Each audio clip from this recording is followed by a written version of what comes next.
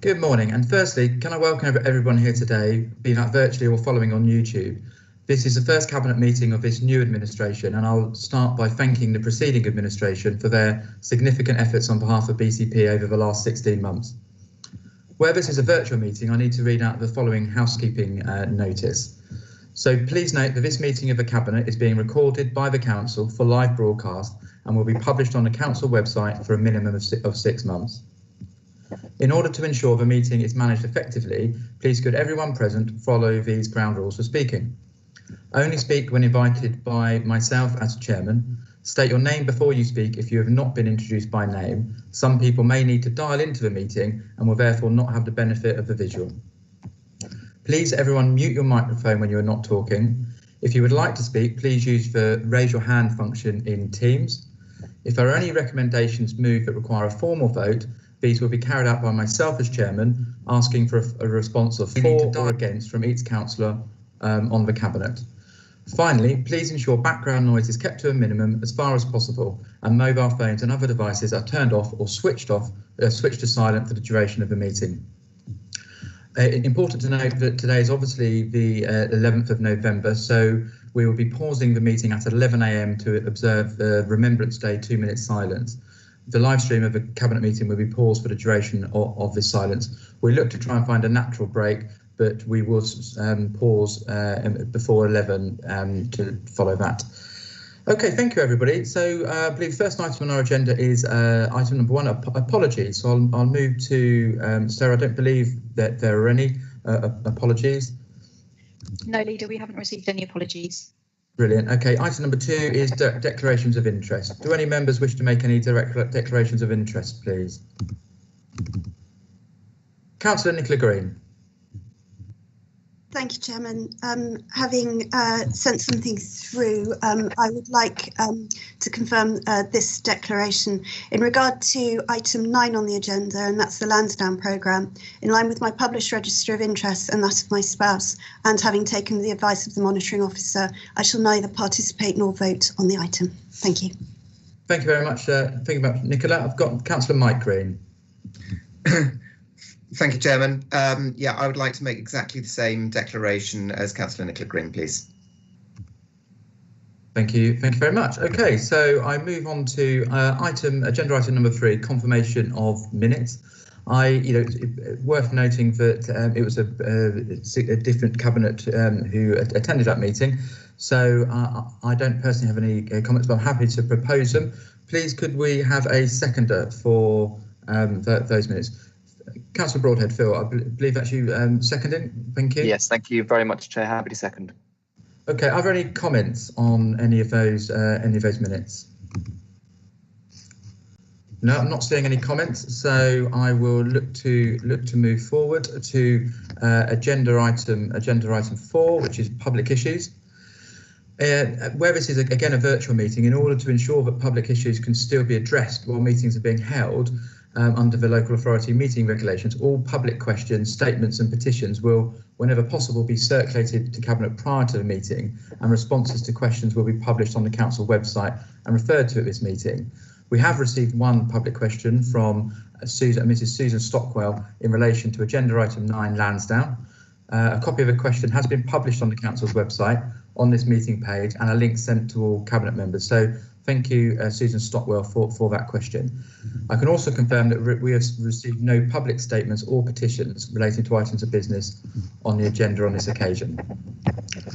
Okay, thank you. I'll move to agenda item 5, which is recommendations from the Overview and Scrutiny Board. Firstly, may I congratulate Councillor Steve Bartlett on his acceptance of the role of Chair of the Overview and Scrutiny Board. We don't have any formal recommendations from the first committee that sat, but I look forward to bringing Councillor Bartlett in throughout this agenda to make comments. Okay, brilliant. So agenda item 6, we've got Western Gateway Railway Strategy. So I believe Councillor Mike Green will be moving that forward. Mike. Thank you very much, Chairman. Yeah, the paper before you is long for a reason. As soon as you start talking about rail, you very quickly understand that everything is very big and very long term, and so this is. This is a strategy which is being commissioned by the Western Gateway subnational transport body, and that was set up in 2018 by Borough of Poole, Bournemouth Borough Council, Dorset County Council, and another 10 or so councils which stretch all the way from Christchurch to Bristol. It was set up in response to the government messaging that was coming out that it expects to direct all major transport infrastructure spending through those bodies, and that's where it would expect the delivery to be directed from, and priorities to be made. And accordingly, this is a colossal piece of work. It's not a detailed wish list in any way from the authorities, but it maps out the hopes and the aspirations for the next sort of 20 plus years. It's been approved by the Western Gateway Board, and now it's going to the constituent councils for their endorsement, and that's what this is about. To try to sort of summarise those 220 odd pages, the strategy focuses on 5 schemes. Choice, which is basically about making rail an attractive choice compared with road, and that concentrates on improved frequency, improved connections, and improved reliability. Decarbonisation, which pretty much does what it says on the tin. It's about reducing the carbon footprint of the rail network, looking at alternatives to diesel for the rolling stock, and also looking at how we might be able to attract freight from road to rail because of the benefits of that. The third theme is social mobility, recognising that rail is part of a sustainable transport network, and looking at how it might become accessible to all and affordable for those who might otherwise be excluded from it. Productivity is the next theme, and there we're talking primarily about again, reliability and reducing journey times to make sure that they are competitive with the alternatives by car and by road, and also looking at the connectivity to other major transport hubs like airports and ports. And the final theme is growth, making sure that the rail strategy and opportunities for expansion and improved reliability there are very much aligned with what we expect to be the future growth areas, and enabling growth in where we believe that it's going to be required. Within those 5 themes or concepts, it's very important to try to make sure that we've got outcomes that can genuinely are measurable to ensure that we have made have achieved those successes over the next 20 years that we're looking for. And that's where maybe the key deliverables come forward, and there are 23 of those that have been identified, and they're called conditional outputs. If people want to get a quick summary of those, because I think those are the key ones. Probably the best place on the report to look at them are pages 160 and 161. But each of those 23 is divided into are split, or those are split out into the 5 themes. There are also 5 task forces which are being set up to be able to deliver those conditional outcomes. They don't correspond directly with the 5 themes, so it's a little bit confusing on that. But what you'll see in the paper is that each of those outcomes have been, each of those task forces have been allocated some of those conditional outputs, for 23 of them, and there are some overlaps between task forces. There's also rather confusingly named 6 route maps, which don't actually mean anything like the route maps you'd expect on a rail network, but they're really about putting in place timelines and milestones as to how we're going to get to those 23 deliverable outcomes. The strategy that you got before you integrates with the wider Western Gateway Strategic Transport Plan, which goes out to 2045 and beyond.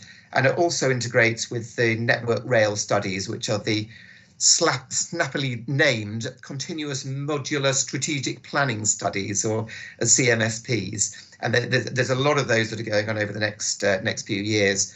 The ones that probably have most relevance to us here in BCP are obviously the Dorset one, which looks at cross Dorset, east to west connectivity and how we might be looking to improve that, and the Southwest Mainline capacity CMSP, particularly between Woking and Waterloo. And although that's obviously not directly here, that probably will be the precursor to if we wanted to improve the journey times on any of the Southwest line. But those are not the main part of this strategy paper.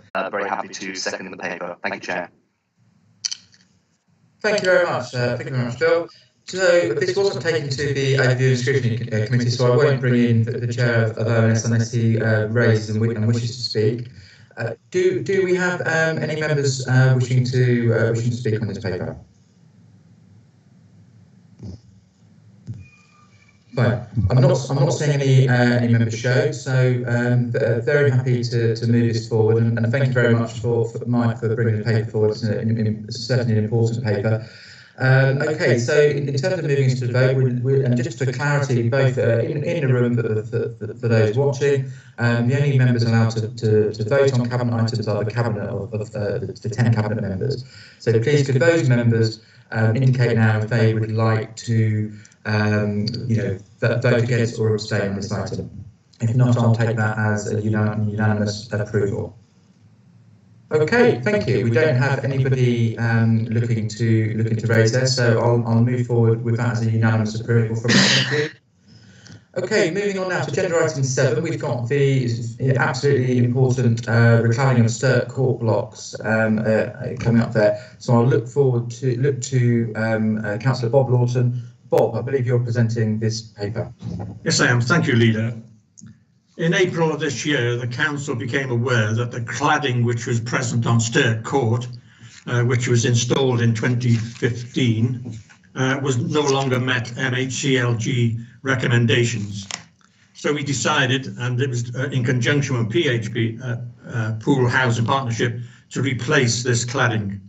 So what this paper is asking for is just under £4 million to replace that cladding and make that building safe.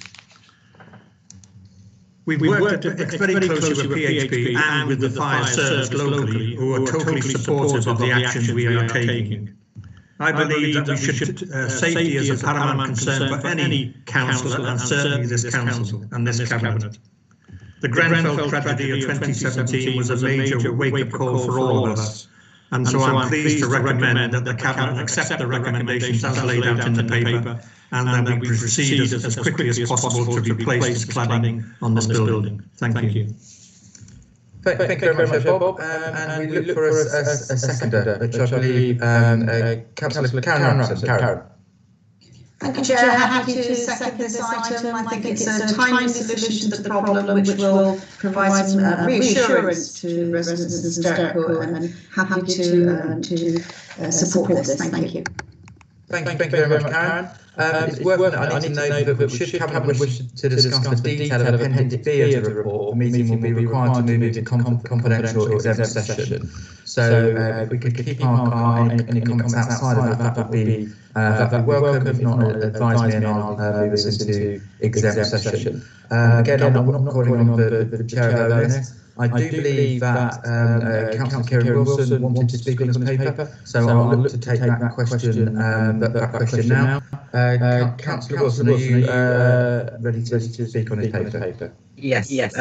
Thank you, Chair. I'll try to keep this brief. It's not a question. I just wanted to say how supportive I am of this paper coming forward. Over the last year, myself and the housing team have been given a lot of praise for the work we've done on homelessness. However, I think that this report is just as, if not more important. Post-growth coming forward over the last nationally, and whilst just under £4 million coming from the HRA is a lot of money, resident safety really doesn't have a price. You know, and just to put a bit of context in terms of the rest of the country, it was reported in Inside Housing recently that an estimated 1.2 billion is going to be spent on fire safety by the largest housing associations within the next 5 years. This is something certainly on the agenda and something that we should be doing. So it's really good to see you bring that forward. As I say, safety of our residents is the number one priority, and this paper clearly signals that. I just wanted to thank everyone involved over the last few months from the council and PHP in getting us into this position. And I especially want to thank the Director of Housing, Lorraine Mealing, for being a professional throughout the process. There have been some difficult conversations, and I welcome audit governance having a detailed look at how we got into this point in order to learn and make sure we don't find ourselves here again. So thank you for letting me speak, Chair. Yeah, absolute pleasure. Thank you for your efforts in this regard. Just really keen and pleased you're able to speak today. Thank you for more engagement from members. Yeah, absolute pleasure. Thank you for your efforts going forward in this regard. Supposed to be asking questions here, but I totally understand the spirit of what you're saying and welcome it. So thank you very much. I've got Councillor Norton who's raised and Councillor Bob. Please come in. And then I'll look to take any questions from members of Cabinet and the lead member group. Bob. Just a quick one. I'd like to thank Councillor Kieran Wilson for his supportive comments. He's quite right. You cannot put a price on safety, and I would never forgive myself, and I'm sure he would be of the similar vein, that we would never be able to live with ourselves if any incident occurred which cost people's lives. So I thank him for his support, and this is an excellent paper which has been well presented, but not by myself but by the officers, so thank you very much. Thank you very much. So is there do any other members wish to comment on this paper? I don't see any members raising in a bar, so I'll thank Bob and the officers for bringing this forward. Obviously, it's hugely important. Do any members wish to either abstain or vote against on this paper? No, then I will look to take this forward as a unanimous decision. So thank you for that. That moves us on to agenda item 8, the housing allocations policy.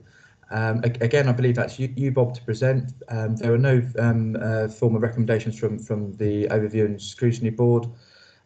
So, Bob, would you like to bring this forward? Certainly, thank you, Leader. The allocations policy is basically based upon the previous allocation policies which were operated by Bournemouth and Poole. It doesn't really apply to Christchurch because they have their housing is operated by a sovereign housing association. Basically, what it allows us to be is to take care of people and to make sure that and try and enable them to obtain council housing. There are some recommendations which I'm pleased to see. Is obviously we're taking care of veterans, which Bournemouth and I think Poole also signed up to the Veterans Covenant, so the Armed Forces Covenant, I should say, and it makes a couple of changes which I'm pleased with. Again, I would like to give special tribute to Mrs. Sarah Smith and Mr. Ben Tomlin, who have worked extremely hard on bringing this paper together, and I'm really grateful for all the help that they've given me and bringing this paper together. It's a paper which I believe will enable us to move forward and help people who are in difficulties. There's a couple of recommendations which came from the ONS panel, which were raised by Councillor Slade, and I listened carefully to what she had to say, and I would like to make a couple of changes to Appendix C to take into account some of the recommendations which she made. On paragraph 8.1, I'll read it out, so bear with me. Minor changes will be agreed by senior officers in consultation with the portfolio holder for houses. This will assist in ensuring that the scheme continues to meet legislative and best practice requirements, and changes may involve clarification on wording, etc., as felt appropriate over time.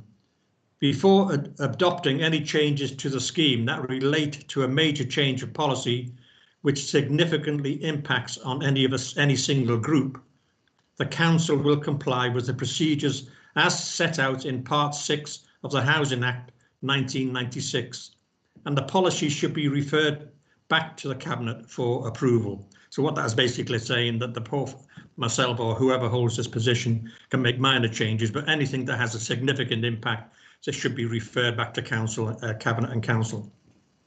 There's one other minor change again in Appendix C at Section 18. Can I just read this out? I think Councillor Slade was concerned about if somebody is in the council housing or on the council list and they have to leave, for example, for domestic abuse or whatever, and they return within 6 months, where would they be on the list? So I'll just quickly read out. Applicants who have had a break in a local connection for not more than 6 months due to an enforced move not covered elsewhere in the policy, who had previously been living in the BCP Council area for a minimum of 10 years.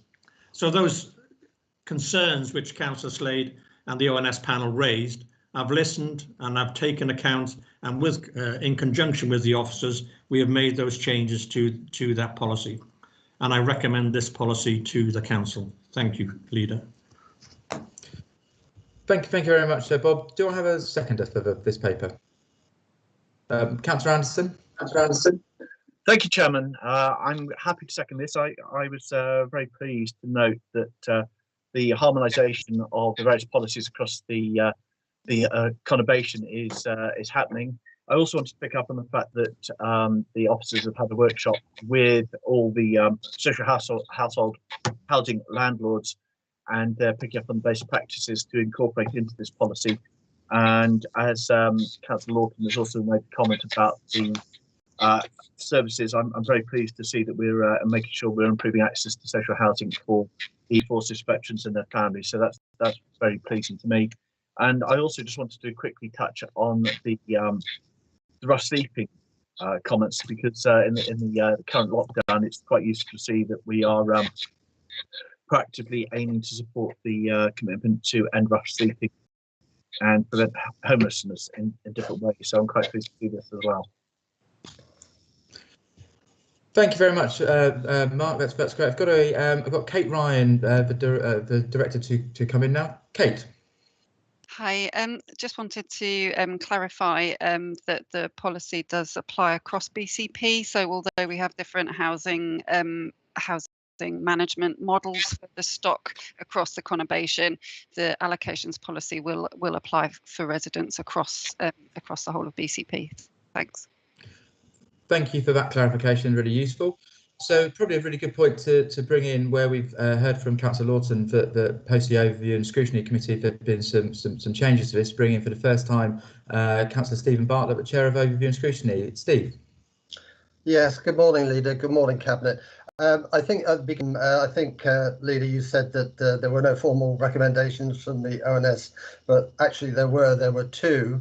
And I'm very glad that Councillor Lawton has actually got the team to incorporate the spirit of those recommendations, although not to the exact wording, into the document. But I do believe the changes that are suggested do actually meet the spirit of which the recommendations were made. I would just like to say that I know that Councillor Lawton mentioned Councillor Vicky Slade specifically, and whilst it was her that raised these items, they were supported completely by the whole of the ONS board. So the recommendations were the output from the board and not an individual. So, but I would like to thank you for incorporating those changes.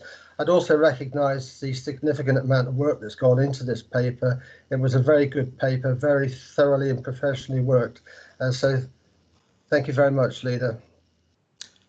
Thank you very much, the Chair. That's great. So I'll now bring in Councillor Kieran Wilson, who would wish to speak. But Kieran, before I do, please may I just apologise.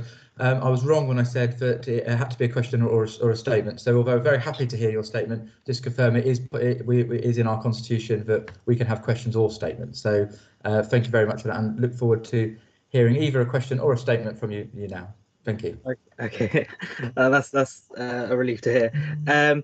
Yeah, no, I just want to kind of echo the sentiments put forward by both Councillor Lawton and Councillor Bartlett in thanking the officers for the work and the time that they put into this. I think it's fantastic to see, the prioritising of the Housing First scheme and a number of different initiatives, and making it more person-centred and person-led housing allocations policy. So yeah, just really supportive of it. And again, thank you for letting me make this statement.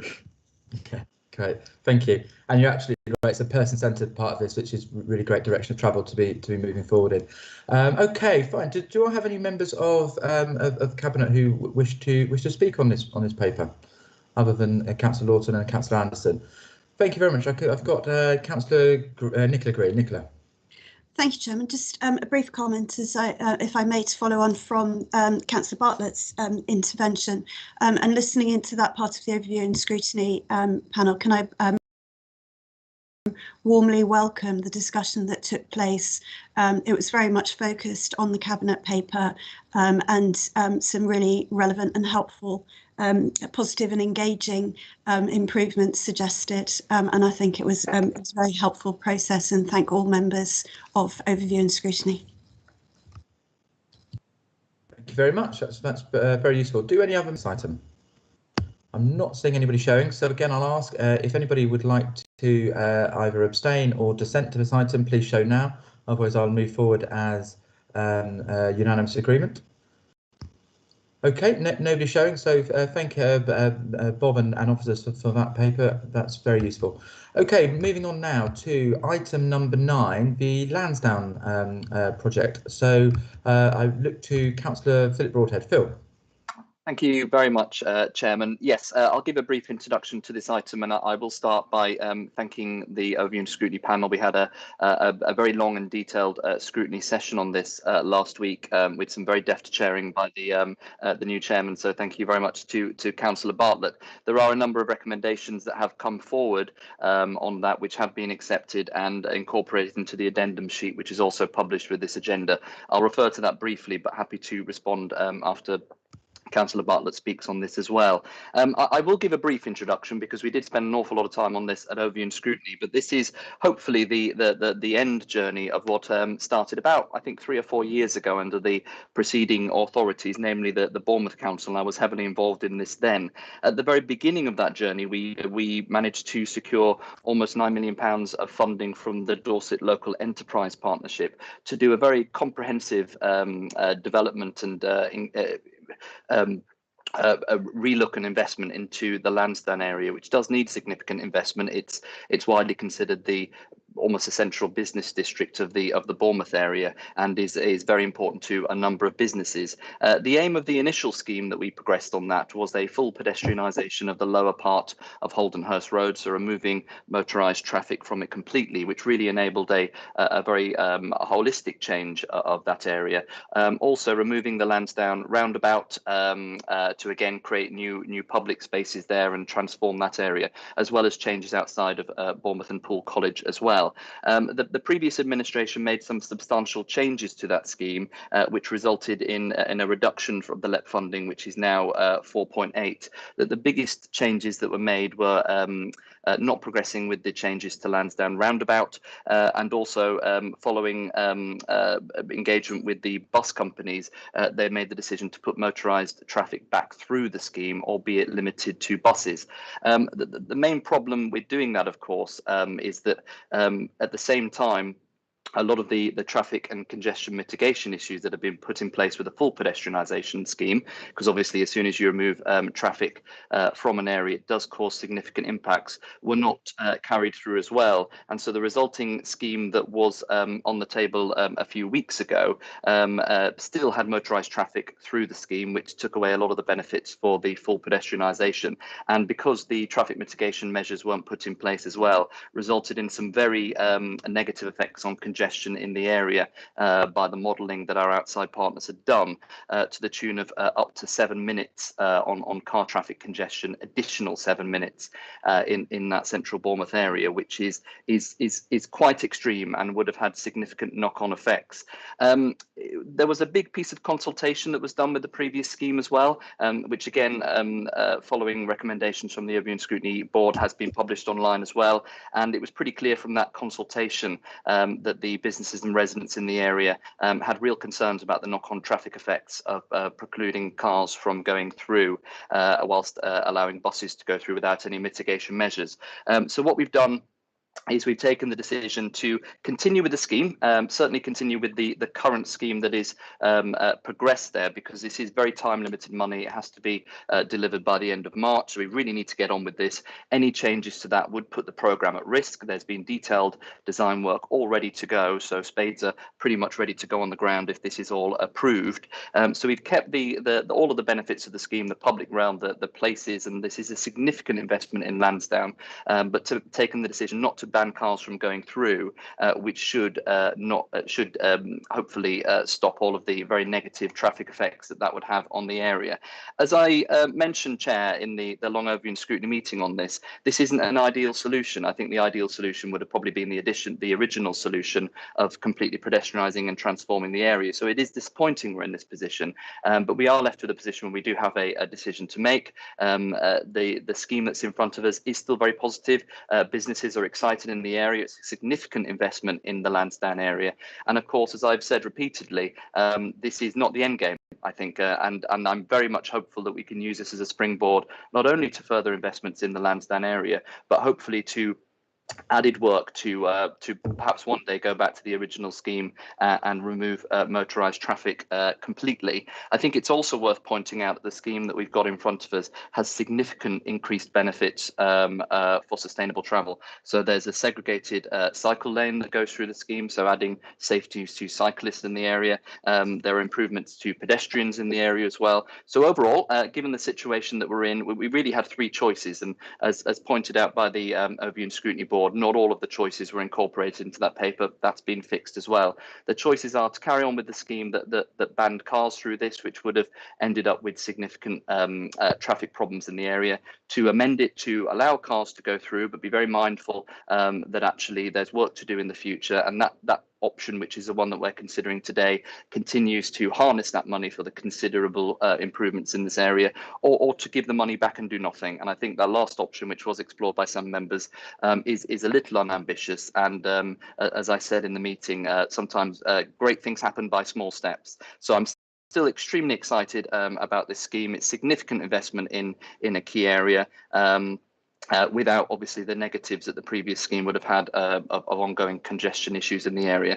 A few more final things, Chair. It was pretty clear that the equalities impact assessment needed a little bit of further work, and so I thank Councillor Bobby Dove, who's our lead member on equalities, for getting really stuck into that. So we've put a lot more into the equalities impact assessment. I think it's safe to say that the programme team have done some really very positive work on equalities on this scheme, working very closely with a number of groups, particularly dots around the disability impacts of this, and a very good dialogue with them. Whenever equalities issues have been raised throughout the scheme, the programme board have responded and made improvements on there. So again, this scheme does help with a number of equalities things: disabled people, cyclists, pedestrians, and of course the big improvements in this area will create a sense of place, a sense of vibrancy, and hopefully a sense of safety that will give an added advantage to this area as well. It was brought out in the Overview and Scrutiny Board that there is risk attached to this because of the time period, and as I said in the Overview and Scrutiny Board, nothing is without risk, but the work has already been gone into the detailed design, which we are not changing. We do have confidence that this can be delivered on time, and again, the benefits that come out of this scheme make it well worth doing. One final point to bring out, again, the addendum sheet goes through the number of changes that we've made to a few paragraphs. Paragraph 12 points out the work that we've been undertaking with the bus operators about the relocation of bus stops to this scheme. Had further emails from the bus companies this morning. I think there's still a little bit of work to do with the bus companies just to get all our ducks in a row on that, but we've been working very closely with them, and hopefully we'll continue to do so in the future. So that's my introduction, Chairman. I will look for a seconder, but we have the full recommendations in front of us. It is the end of a very long journey. It is not where we started that journey, but I'm still very excited about the number of changes that this will make into the area. And once again, as I mentioned earlier on, there was consultation work done on this. The consultation has given us a clear direction. We've listened to that consultation and acted accordingly, but happy to take any questions. Thank you, Chair. Thank you very much, Councillor Broadhead. I'm personally really keen on second this paper. I think you mentioned there great things happen by small steps, and that's very true. But I don't actually think this is a small step. I still think this is a really marked improvement, and I'm really pleased to see it coming forward. So thank you very much for bringing it forward. I think it underlines our commitment as an administration to effectively get stuff done. So very keen to bring that forward. And I think you're right as well. This is a phase one effectively. It's a significant step forward. The actual a lot of the scheme hasn't changed in terms of what we've done with allowing just bus traffic. So as and when modal shift allows and the modelling allows, it's still a scheme that can move quite quickly to that piece around just allowing bus traffic with an ultimate ambition of being pedestrianised. So very happy to second that. We'll have some questions later, but I'd rather bring in the chair of ONS, Councillor Bartlett, Steve. Yeah, thank you, Chair. We didn't actually make any formal recommendations to the Cabinet on this paper. The board did actually make some decisions, and that was to request the officers to change some elements of the report in terms of the options that were included in it. There were some omissions and perhaps the accuracy of one or two bits in there, and this has been done, I'm pleased to say, and it has been published. So having said that, nothing further to add. Thank you, Leader. Thank you, Steve, and thank you to your committee, because that's twice now the papers have been improved, which is exactly the point that we're trying to get to with engaging positively with ONS. Do we have any members of Cabinet wishing to speak on this paper? I don't have any showing, Phil, so I'll just ask one question of you. You'll be aware I sit on as one of the LEP boards in terms of overviewing, project spend. You touched on your confidence here. I appreciate you've inherited this project at a late stage, but could you just give me some assurance around your confidence of actually being able to get this project delivered in the timeframes that the LEP are asking for? Thank you. Yes, thank you very much, Chair. Yes, I mean, paragraph 24 in the report talks about the anticipated timeframe and key milestones. The first of which is, I think, in a week's time, is the approval of the traffic, the TROs on this scheme, which enables us to go ahead with the changes to the roads. As I indicated in my opening, a lot of the detailed design work has been going on in tandem with this process. It's why we took the decision not to make very little changes at all to the previous actual scheme, because any changes that you make have knock-on effects, particularly where roads are concerned.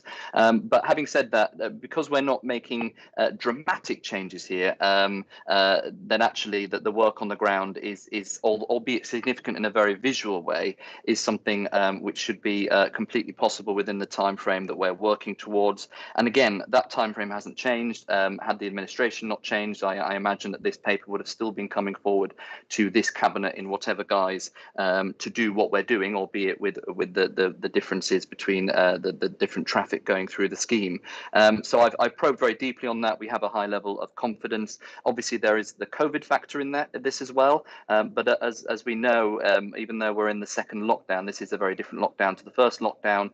Construction and other things are still taking place. So we don't anticipate any knock-on effects from COVID. If things got dramatically worse, then who knows? But of course, if that happened, then there may be some on that, because we're all in very unprecedented times. But yes, the majority of the work that's going on here is about the public realm. So it's creating a new space outside the fire station, which we're kind of terming the kind of fire station square. There's a lot of visual elements to that scheme as well, and as I mentioned before, the improvements to cyclists and pedestrians. So a lot of work to do in a very short space of time, but the programme board have been aware of that from the start. We've been aware of the deadline, and I have confidence that work is in step and should carry on as planned. Thank you, Chair. Thank you very much, Phil. It's really reassuring to hear, and good luck with the programme. Do we have any other members wishing to speak on this item? I don't have anybody raising, so I will look to again ask if anybody have any dissent or abstentions, and if not, I will take that as a unanimous vote.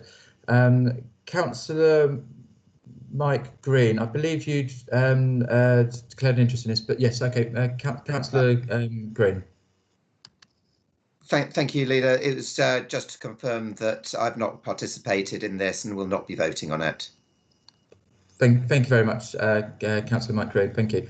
And Councillor Nicola Green, I presume you're going to come forward with the same comment, Nicola.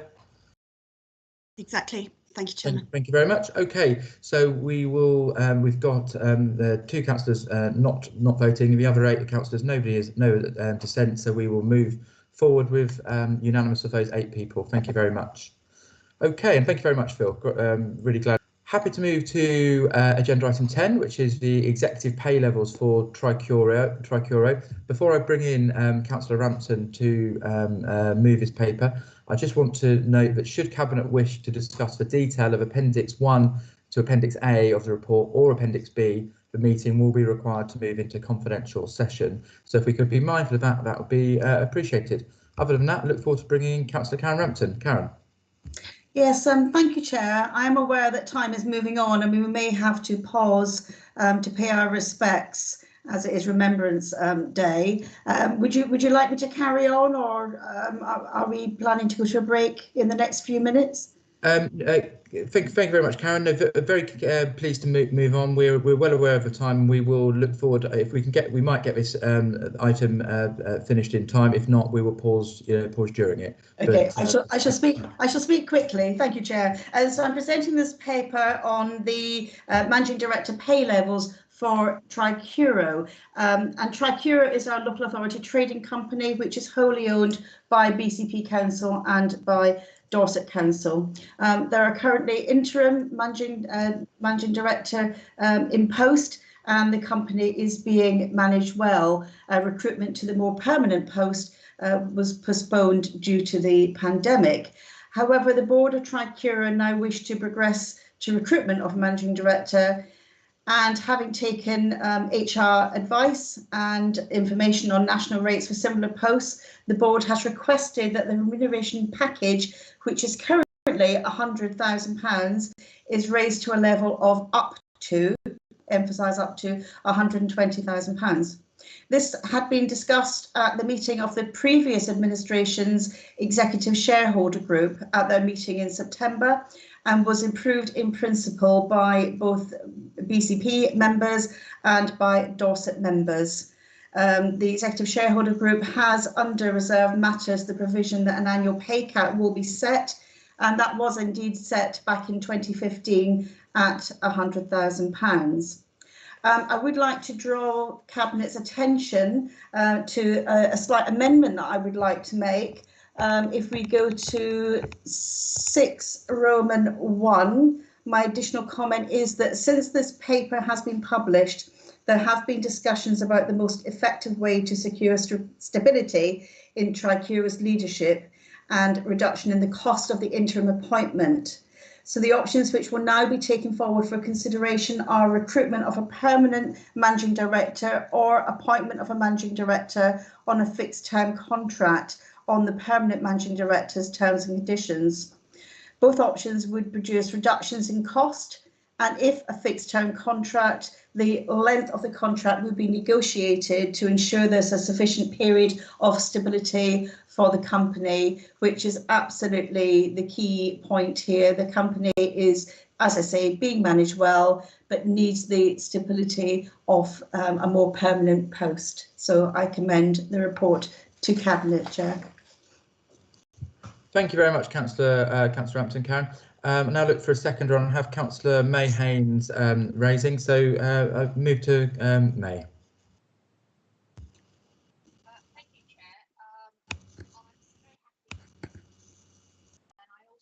Chair. I'm struggling. I'm personally struggling to hear you. Is it possible? Sorry, I need to flip my mic down. Can you hear me better now? Yeah, yes, I can now, Yes. mate. Very much. I'm very happy to second this item, and I particularly welcome those amendments which Councillor Rampton have actually just put forward, which I'm also very happy to second.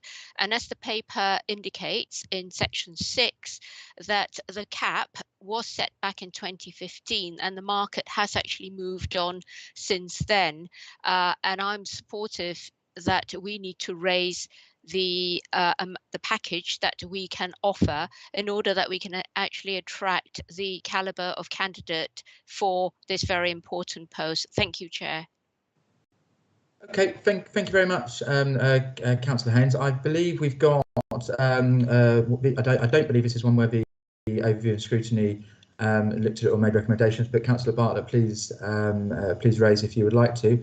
I have had a request to speak from Councillor Diana Butler, so I will move to that now. Diana, if you're on the call, please ask your question. Thank you, Diana. Thank you, Leader. Yes, it's just a personal thing, really. I feel that the appointment of a managing director for Trurora shouldn't actually depend on attracting somebody for a high salary. I think because this is linked with care, surely it is a service to the public, and that's paramount. I also think that the annual cap on pay is, if it's raised now, it will then, of course, be subsequently possibly raised in further years. So this might be just a step to further increments in salary. So we're not just looking at 1 year and then that's it. Every year they will have the option to raise the salary. So really that was my concern. Thank you. Thank you very much, Councillor Butler. I'll bring Councillor Rampton back in to address that. Karen. Thank you, Chair, and thank you, Councillor Butler, for your comments. And I absolutely completely understand what you're saying. We both have a care background. However, I would point out that the previous cap was set in 2015 and we're now at 2020 and it hasn't been raised in the interim. So I'm not expecting that it would. And of course, it is a matter for the executive shareholder group, but I can't anticipate that it would be. Thank you. Thank you very much, Karen. I know you and I have had significant discussions at various points around, pay caps and your championing of the service user in that whole discussion. Okay, so I'll ask anybody to show. I've got just a brief comment I'd like to make, really, in just endorsing what you said. I was at the very outset of starting Trurora alongside yourself and a couple of other members here, and it's just so fundamental, isn't it, now, in terms of what this organisation does with some of our most vulnerable people, that we really do enable it to provide the stability to move forward. Any new organisation will have teething problems and changes in that leadership environment, but as this really beds down into being something that can be positive going forward, I really crave the stability for it, and I'm looking forward to personally getting back involved. Very happy to support the paper. Do I have any other members wishing to speak? I don't. So what I'll do again is I'll move forward unless I hear of any dissent or wish to abstain. If I don't hear that, I will take that as unanimous approval, which we have got. So thank you very much. Okay, so what I'll move to now is agenda 11 in relation to into the budget, which is one for me as a portfolio holder for finance. So I'm very happy personally to propose the recommendations in this paper. And on a personal note, I'm delighted to be in a position as the portfolio holder for finance, because I genuinely believe that by working closely with our finance team and having an organisational commitment to transformation that we've spoken about on a number of occasions, that we can really start to move the narrative forward to enable us as an administration to look forward with confidence as we continue our journey as one council and the newer city region. I believe this update paper starts to do that by both recognising the challenges in front of us, going a long way to addressing them, which I'm really pleased about in the short term, and indicating direction of travel that will balance prudence and priorities as we go forward. As I've repeatedly said, it is our job to show leadership out of this pandemic, and we can only do that by having a clear grasp on our financial situation. We're obviously in a hugely challenging environment, and because of the pandemic, with daily and really quite material changes happening over many months now. So before I go into the detail of the paper, it's really important that I would like to start by thanking our finance team for some significant work on our behalf. So thank you to Adam and his team. I'll briefly highlight some of the key aspects of this paper for your attention.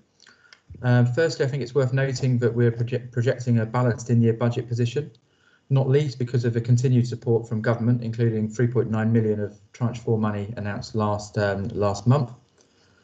The MTFP timeframe is now updated to include the 3-year period to 23-24.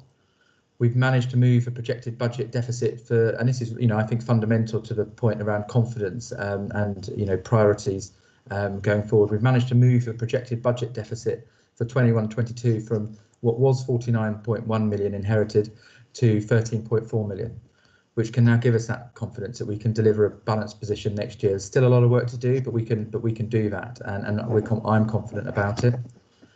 This is a significant step forward and one that starts to enable us to move forward despite the highly challenging macro environment there. So I'm pleased to be able to bring that forward.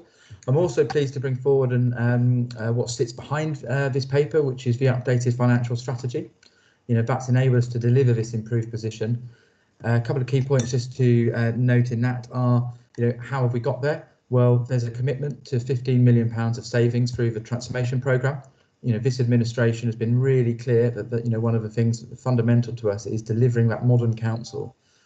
So I'm very glad to see that dialed in, and we'll be seeing a paper coming to the next cabinet cycle in terms of how that £15 million of savings will be achieved. It's also fundamentally important because it's by delivering a modern authority that was the whole prize of the incorporation of BCP that we will be able to, long term, bring forward priorities and not cuts. What else have we done? We're also changing our strategy relating to capital projects quite materially, where we will look to align the cost of an asset to its useful life rather than front load investment. And this is achieved by utilising the historically low interest rates available to us now. Yeah, you've all seen there's a significant amount of detail in the rest of the paper. I'll pause there, and I'm very happy to answer questions. Councillor Broadhead is looking to be seconding this item, and you've raised to speak, Phil. Phil. Yes, thank you very much, Chair. I'm conscious of the time in that we've got the Remembrance 2 minutes silence in a matter of minutes, so I'll keep my comments short. The paper speaks for itself. There's a tremendous amount of work that's been done on this. The Chair has rightly praised a lot of hard work that's gone on behind the scenes with the council team. I will, however, use this opportunity to give a lot of that credit to yourself as well, Chair, to change a position of a £50 million projected black hole next year to around £13 million in a matter of weeks is not insignificant work, and really I think does demonstrate the amount of work that's gone on behind the scenes to grapple with this issue. This is not an insurmountable issue. If you do things and you do things properly, financial prudence is something that can and should run through everything we do. But I think one other point that I would put as a bit of a statement of intent going forward is that savings are not just achieved by cutting things, which seems a bit backwards, but it's completely not. If you approach any financial challenge with a what can we cut next, then I think it's inevitable that service levels will decrease. As you pointed out, Chair, the benefits of the local government reorganisation was to develop a lean organisation, and we're putting significant work into that to make sure that we drive those efficiencies out. But also I think we've got to be very mindful of the priorities that we have as well, and we will be doing things very differently at administration. And I think that we should be investing in things, not just investing in our assets, but also investing in things like our planning and redevelopment structures, because these things not only help to create a sense of place, but they also in the long run help to increase the financial stability of the council as well. So moving forward, we will be financially prudent. We will be on top of this, but also we will use it as an opportunity to really invest in our towns and to take the area forward as well. So I'm really excited on taking part in starting that journey together. But thank you for your significant work on this, and I think that there's a lot in there that we need to be very proud of. Thank you, Chair.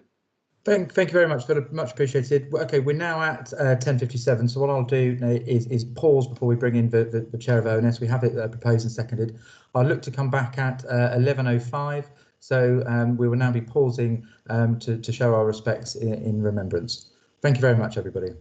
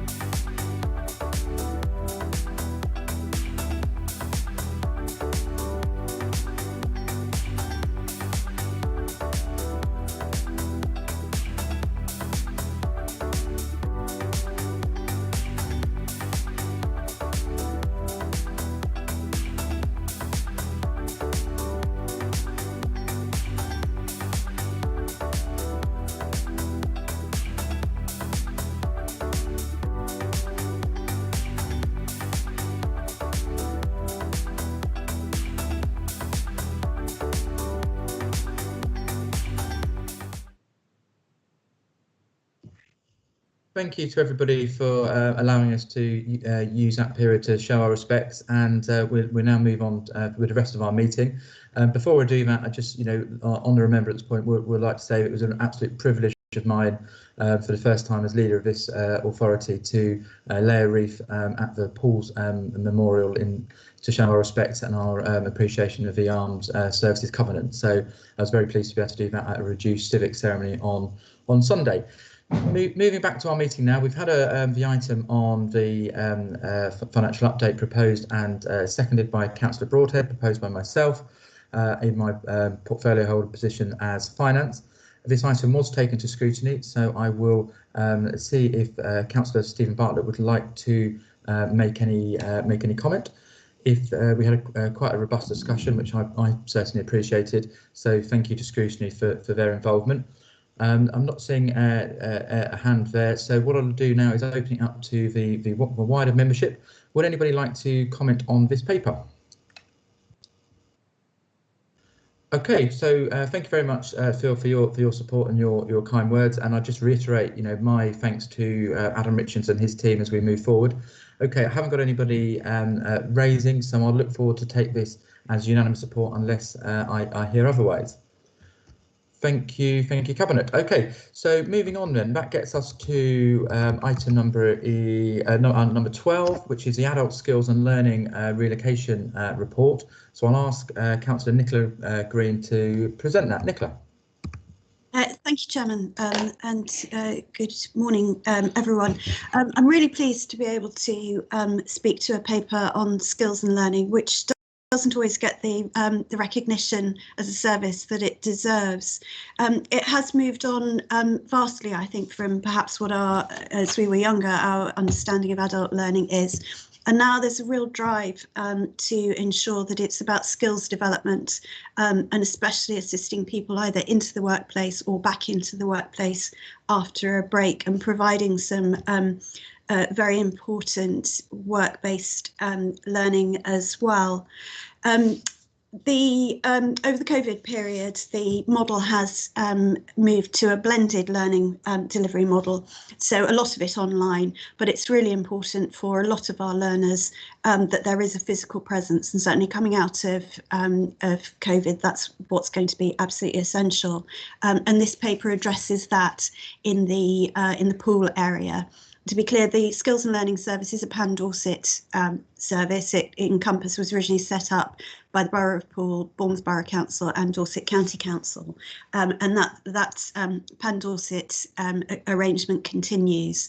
But one of the most important places to be delivering the service is around Poole Town, and this is what this paper addresses. Just to give a bit of background to why it is that the Oakdale premises are no longer suitable.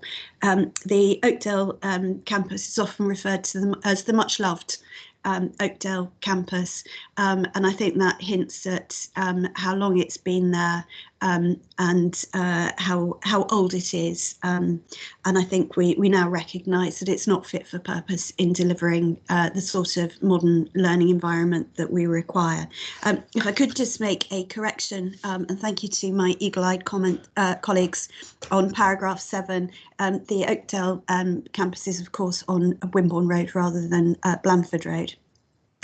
So the new proposal is for 8 classrooms from 6 units in the Dolphin Centre on the first floor.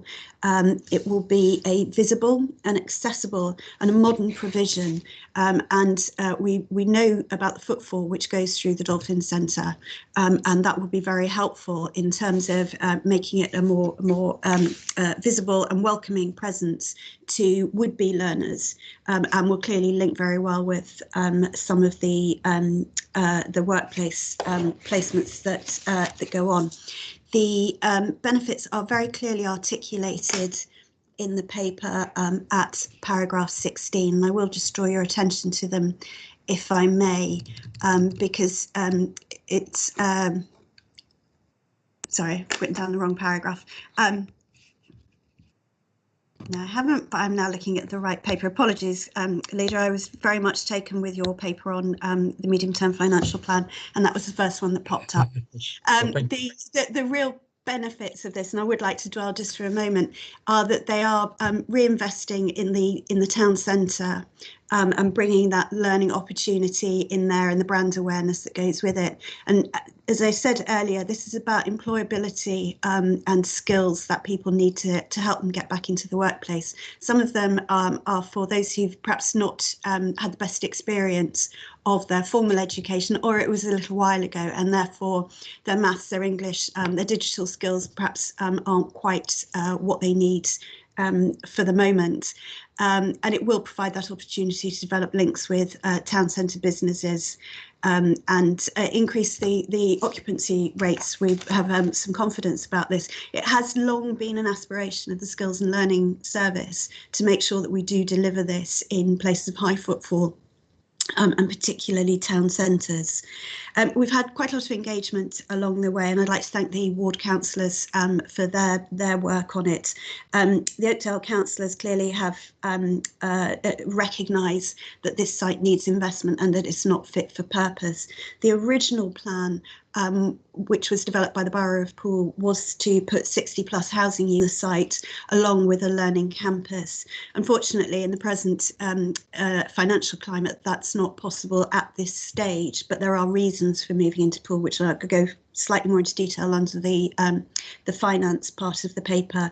But the Oakdale councillors are supportive of this, but I do think we need to recognise, and I will ask Councillor Broadhead to refer to this, that the aspirations for that site in terms of housing remain.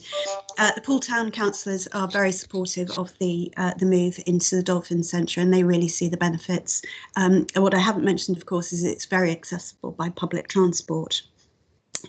There is a local active community association, the ORCA organisation, who currently use the Oakdale building, but they are in discussions with Medi Bernard from our library service and looking to relocate their offer to the library, clearly when things are far more open than they have been. So to move on to the finance, the investment will require about £920,000. Of which £400,000 is to come from Legal and General as the owners of the Dolphin Centre, and that private investment is very welcome and certainly makes the whole thing affordable. There's an additional £495,000 to come from prudential borrowing, which is affordable within the revenue budget of the service, and there is an underspend of £25,000 as well, which will be going into it. And I think it's really important as well to note that the removal and the relocation of these facilities will enable that site in Oakdale to be available for housing, and at some point there will be a capital receipt which will follow on from that.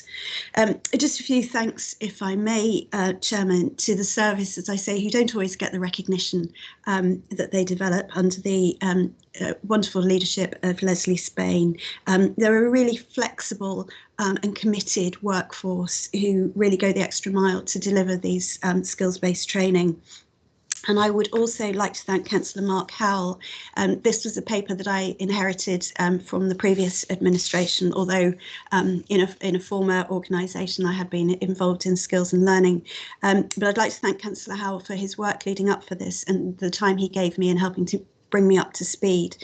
He has raised a very interesting question about arts provision going forward, because as you will note from the paper, much of that provision may not suit the Dolphin provision, because that's very much work-based learning, health and beauty, and so on. That's not to say there won't be room for any of it, but much of the arts and leisure and wellbeing stuff takes up a bit more space, and we need more materials storage.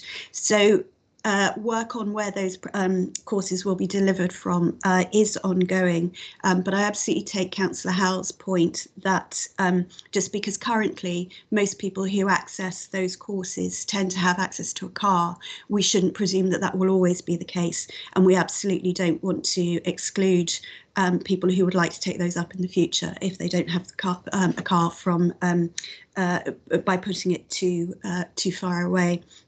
But in closing, Chairman, and in moving the recommendations formally, this paper sets out a programme which is good for the learners, it's good for the service, it's good for the Dolphin Centre, and it's very good for Poole Town regeneration. Thank you. Thank you very much, Councillor Green. Thanks for your leadership on this paper. Councillor Broadhead. Yes, thank you very much, Chair. Gosh, that was quite an introduction, and most of my points have been taken, but I'm very happy to second this, and I will draw out a few points, if I may, particularly with my responsibilities for regeneration and the economy, as Councillor Green just pointed out about the regeneration of Poole. I actually think this is a not insignificant step in that work which is ongoing, and I'll be working, and already have started to work very closely with our new lead member to help us in that area, Councillor Steve Barron. Significant work has been undertaken already with what we do with this part of Poole, but in particular with Legal and General, and Councillor Green pointed out in her introduction that it's very welcome to get £400,000 of investment towards this from Legal and General. Any money from private industry is welcome, but that's a big and not insignificant chunk of money that will really help local people that are undertaking this skills and learning journey. But it is a little bit more than the money, and the executive summary of this talks about the Dolphin Shopping Centre. And actually, we've been having some very productive meetings recently with Legal and General, who now own the Dolphin Shopping Centre.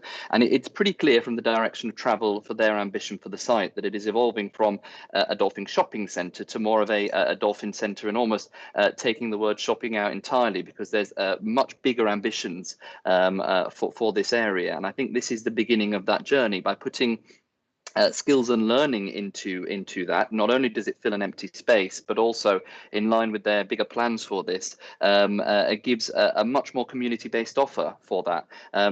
Councillor Green talked a little bit about the transportation, but of course it is very, very central in that bit of town. So in many ways it makes it very accessible for people to get to this. But it does add to that bigger vision of what we want our town centres to be, and in particular the shopping centre. And when you talk to people that are heavily involved in this, you can see a situation, without being overly aspirational, where there is a bit of a connected journey that people could go on, because skills and learning is not in isolation, is it? It should be the beginning of a process to get people into a brighter future. And with some of the plans that are coming to fruition now with the Dolphin Centre, you can see a situation where somebody gets involved in the skills and learning at this new geographical and very modern location. That is then perhaps the next step will be maybe to take a stall or something in the plans that they have for the Dolphin Shopping Centre.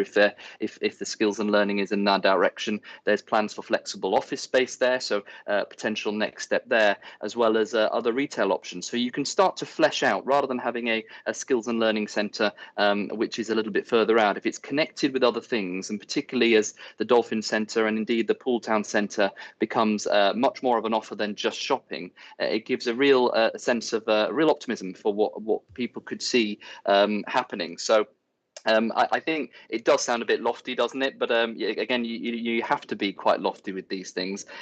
So not only is this a modern development, not only is it getting significant investment in the heart of town, but I do think it does sit in part of the bigger picture as well. And I think it is quite exciting. So I look forward to working with those partners continuing into the future. Look forward to working with Councillor Barron and others, particularly Poole members, as we figure out how this slots into the wider regeneration that we want to get on with at pace in Poole Town Centre in particular. And also, final point from me, as Councillor Green pointed out, recommendation G talks about the housing options that will now be looked at the Oakdale site. We've got a real opportunity there.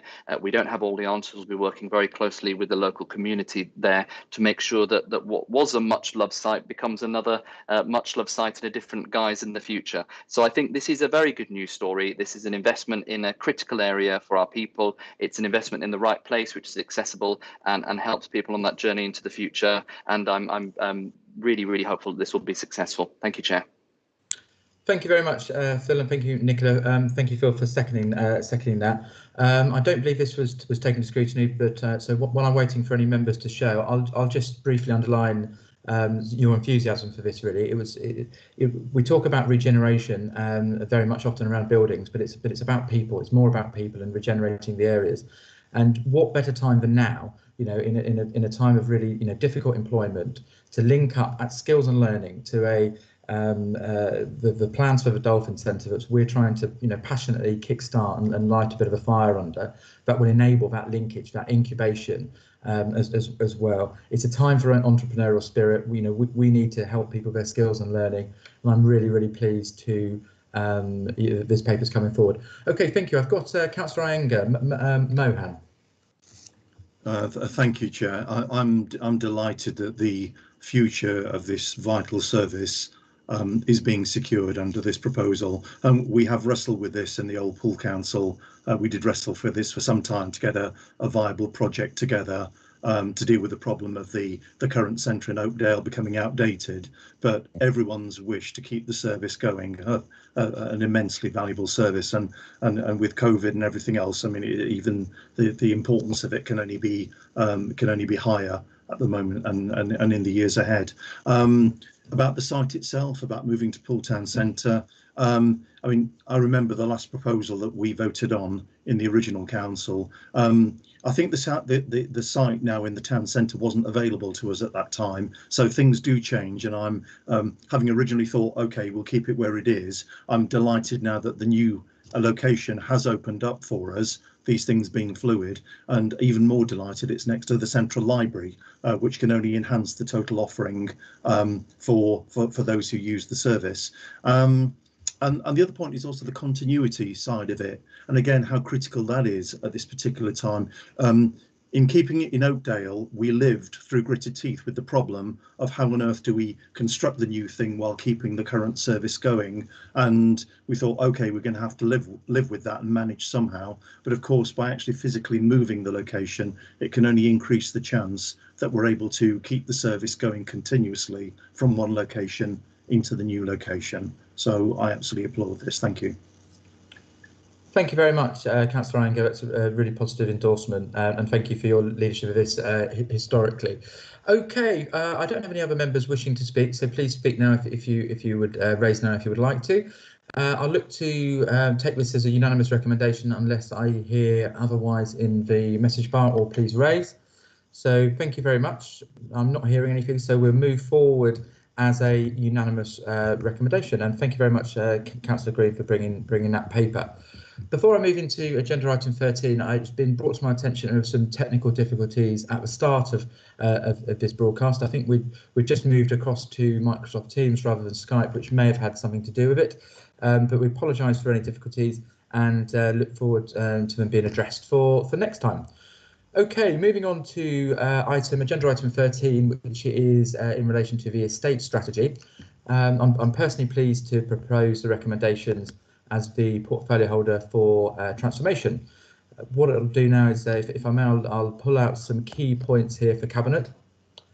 A key benefit of the incorporation of BCP Council on the whole is that it enables us to reduce our exposure to a large and inefficient office accommodation estate that's been built up over significant time.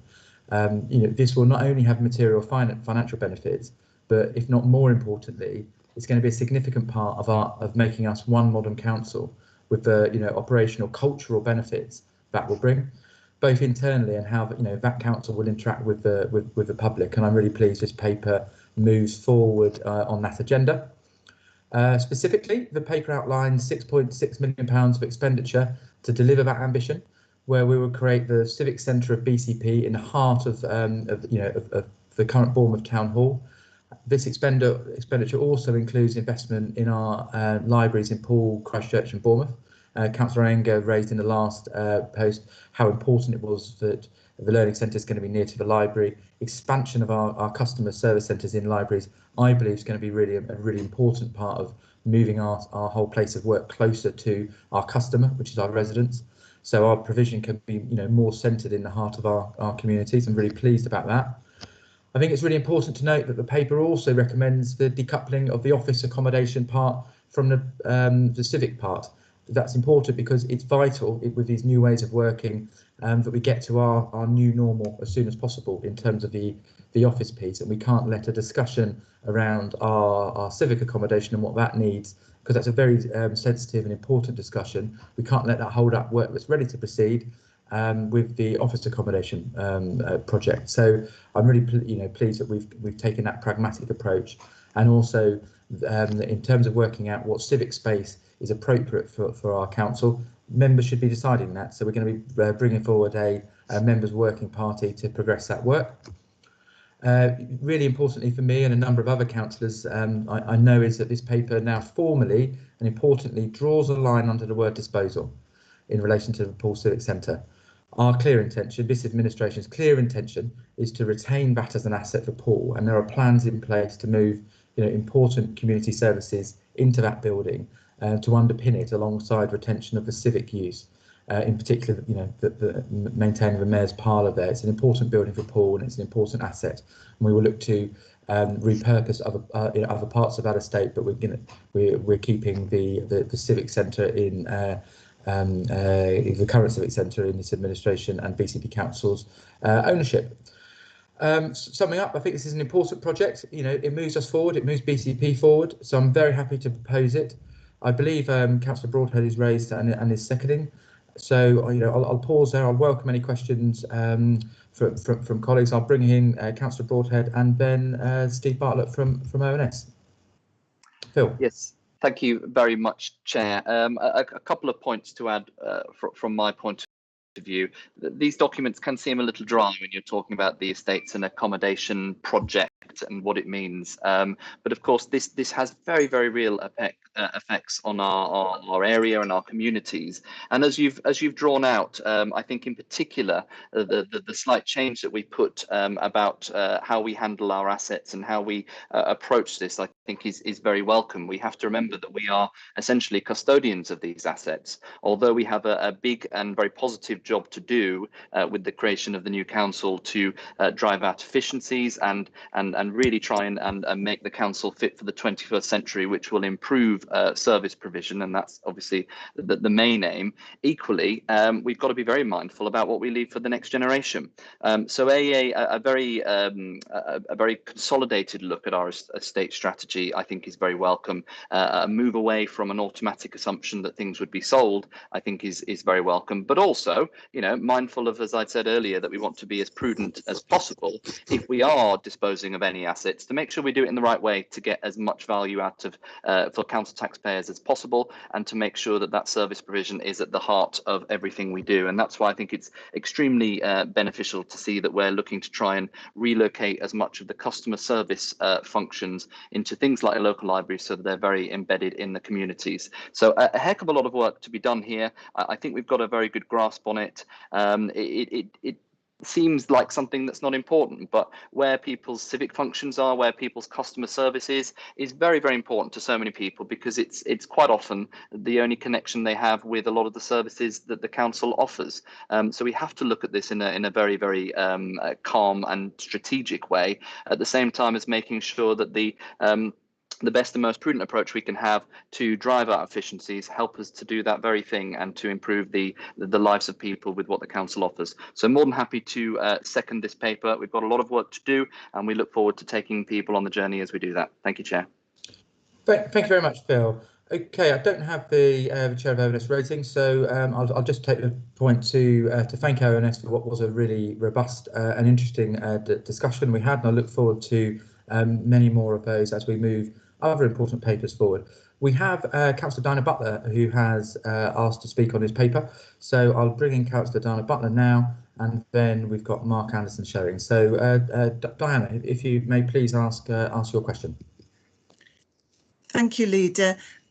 Really, things have changed slightly by what you've said today. I'm actually going by what went out on the public website, and actually for the Estates and Accommodation project, the Cabinet agenda stated that the Council's Estates and Accommodation strategy includes the necessary investment in the Bournemouth campus and libraries, plus the associated work related to allow the disposal of the legacy Poole and Christchurch civic offices. So that's really what I'm basing my input in. So if you can just bear with me, I think it needs to be said anyway. Please go ahead, Diana. Yeah, thank you. BCP Council needs to retain ownership of Poole Civic Centre, and being a Poole councillor, resident and charter trustee of Poole, I'm acutely aware that the disposal of Poole Civic Centre would be a grave mistake. BCP councillors and Poole residents were not consulted with regard to the estates and accommodation strategy. The BCP Equality Impact Assessment customer data states 11,500 customers visited Poole Civic between April 2019 and March 2020. Poole Civic Centre is our history, heritage, identity and future, with potential to create an income for the BCP area, from office and room rental for businesses, conferences, weddings, exhibitions, events. Together with the specific civic functions and services, this listed building could create the purpose it was built for originally, which was civic and community use. I hope the new Conservative administration will actually conserve this valuable asset by retaining council ownership for the people of Poole, BCP and our future. Thank you. Thank you very much, Councillor Butler, Diana. Yeah, so apologies if my statement was slightly different than the report. I think it's, I'd just like to, I'll start by effectively thanking you personally for your, championing of this civic estate. And you've been really consistent in that, and that's been really helpful. And and I believe that I have a very similar feeling to you in terms of it.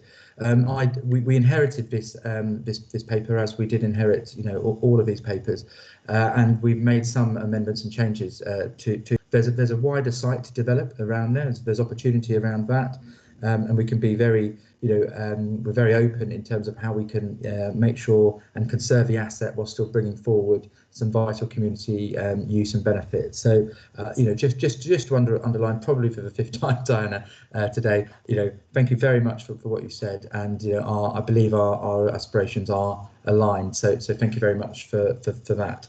Diana, is there anything you wanted to come back on in that, or does my answer get close to being sufficient? Thank you very much for that. I really appreciate your reassurance, and I will hold you to it, that will be delivered.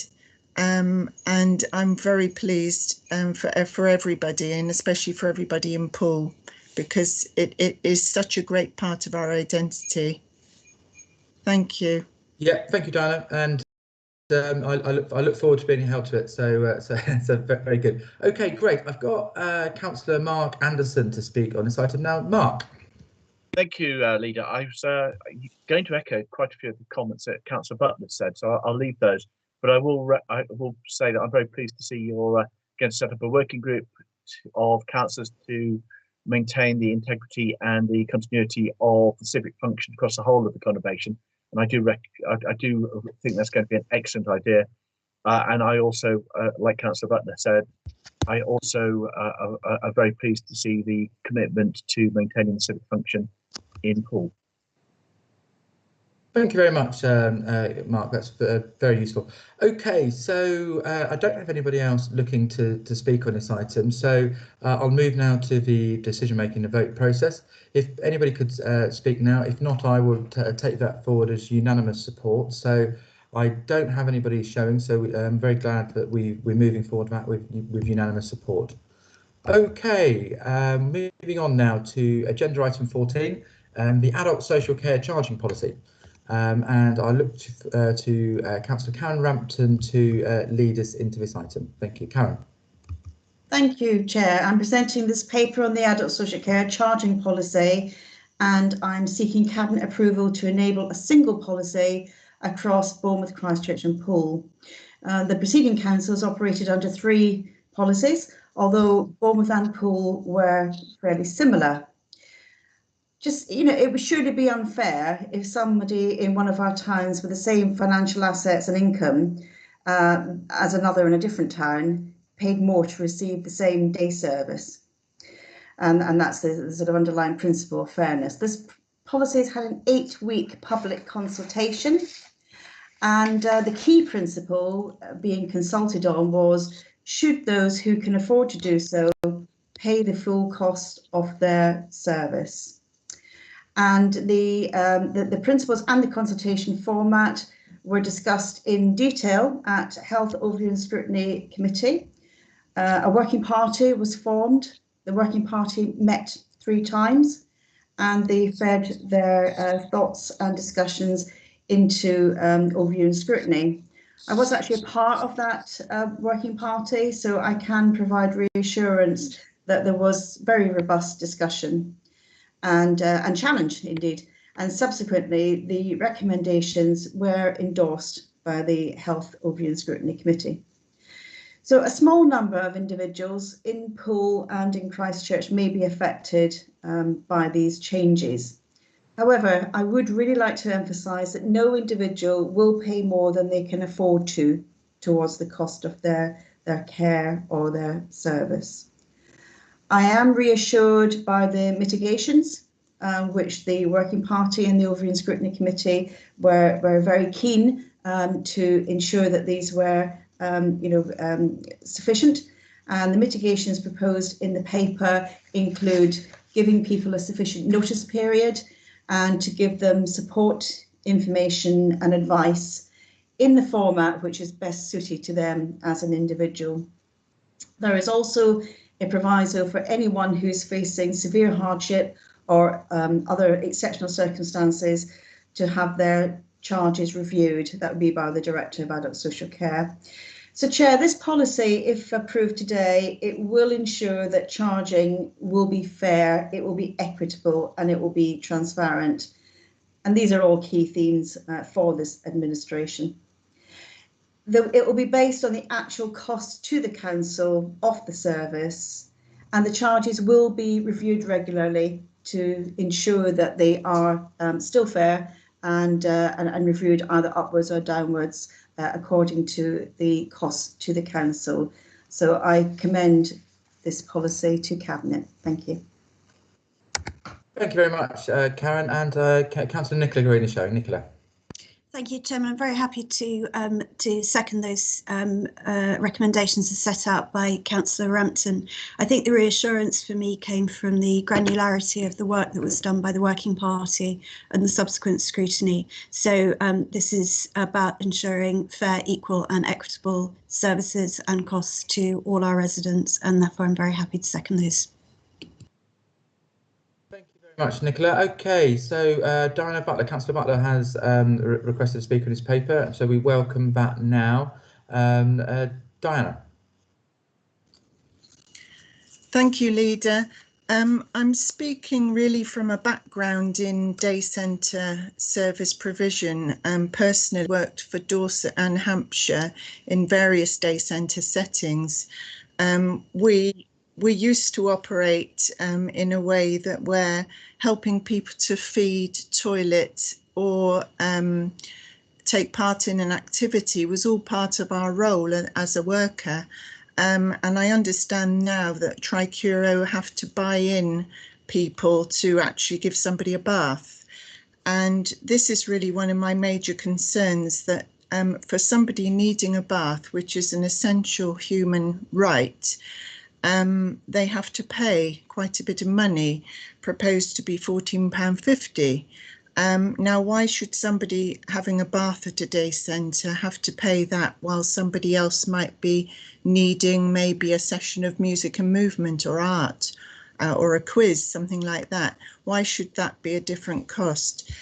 The other thing that I was very unhappy about with this is the fact that when the charges were being proposed, a half-day charge, the lots of people who answered the questionnaire actually suggested that maybe an average of the 3 legacy councils could be taken, so you'd work out a mathematical amount to be paid. But instead it seems that the highest charge, all 3 have been preferred, proposing that the Bournemouth charge of £35 plus travel costs, £10.49 each way, which makes it nearly £56 for half a day, whereas Poole Council were actually delivering this service, attendance and transport, for £39. I just find that incredible. And I really feel sorry for carers that they might have to go without something to actually pay for the person they care for to go into a day centre. The other part is that the questionnaire was worded in such a way that you couldn't always answer one question fully. One example was question 2 said, to what extent do you agree, disagree with the proposal to introduce one maximum charge for attending a day centre based on the actual cost of providing the service?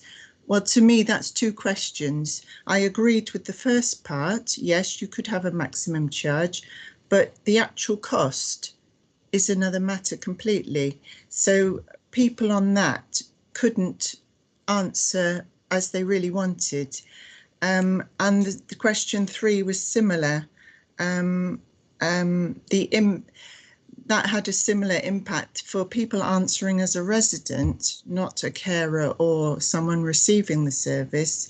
To what extent do you think the proposal for one charge attending a day centre will impact you and your family?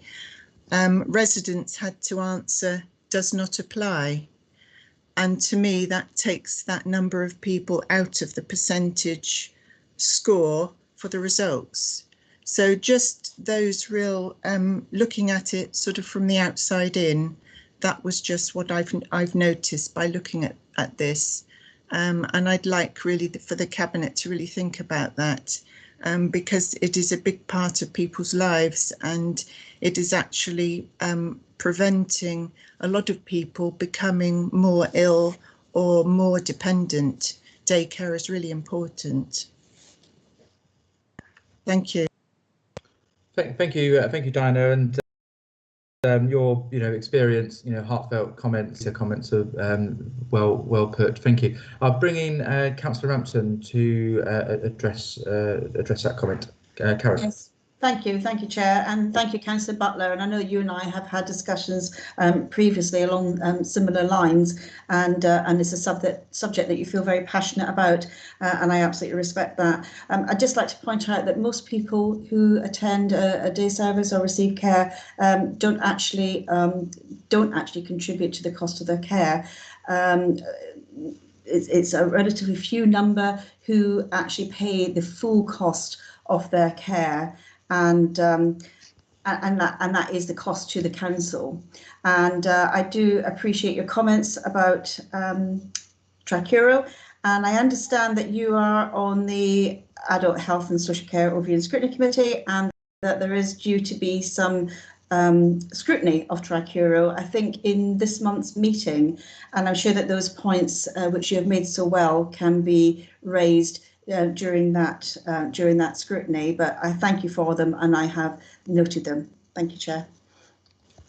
Thank you very much, Karen. Okay, do we have any other members wishing to speak on this item? I don't see anybody raising, so I will move to the voting process for decision. So if anybody could let me know if there's any dissent to this paper, I'll take that as full unanimous support, which I see nobody commenting, so thank you very much for presenting that, Karen. I'm glad to say that moves forward. Okay, that's a conclusion of the majority of the business on our agenda. We've got item 15 now, which is the Cabinet Forward Plan. The latest version of the Forward Plan is available to view on the Council's website, and the next version of the plan will be published next week. It probably is worth saying it's important to check in with this. As a new administration, we'll be really getting to grips with the Forward Plan and looking to move forward at some pace. In closing the meeting, I just thank everybody for their attendance and those participating via YouTube as well. So thank you very much for that. I'd like to just say a very quick thank you to our team of highly professional officers who have assisted us as a new administration as we've come in. Particular note to our new lead members, which have really hit the ground running, and I think it's going to enable us to both do more but also do it better. You're adding value already, and you're increasing our capacity. So thank you very much for all 6 members for engaging in that. Lastly, we come into this coronavirus, pandemic and another lockdown. So just a personal thanks to Councillor Nicola Green for the leadership she's showing in that role, both internally as a council and externally with our residents. It's much appreciated, particularly from me. So, okay, thank you everybody. And in drawing to a close, I wish everybody a safe and well day, and look forward to seeing you all soon. Thank you. Bye bye.